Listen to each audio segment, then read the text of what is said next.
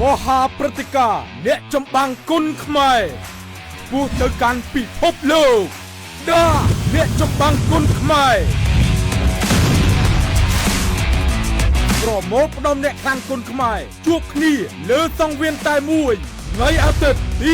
19ហើយកក្កដាឆ្នាំ2026ការប្រកួតដណ្ដើមខ្សែក្រវ៉ាត់ប្រភេទទម្ងន់60គីឡូក្រាមរដូវកាលទី3រវាងម្ចាស់ពានទាំង8រូបសប្តាហ៍ទី1លីទីថេតប៉ះជាមួយឡៅរចនា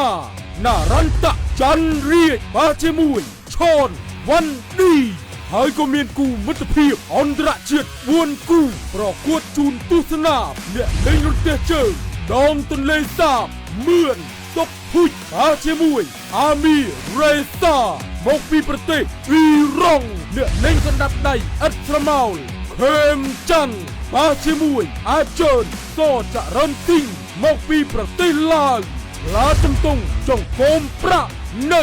វ៉ាន់ថនប៉ះជាមួយអាមីរ៉ាលីយូសេហ្វីមកពីប្រទេសអ៊ីរ៉ង់បុរសមកស្រស់វ៉ាន់ច័ន្ទវៃប៉ះជាមួយអាឡានណាសេរីមកពីប្រទេសអ៊ីរ៉ង់សូមចូលរួមទស្សនាឲ្យបានច្រើនកុះក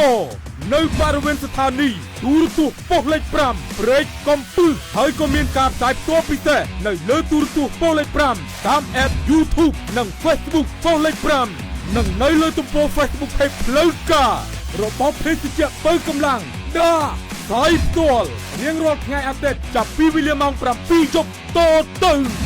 នាំមកជូនដាច់មុខដោយ Das រង្វាន់ខ្លាំងឈ្នះច្រើន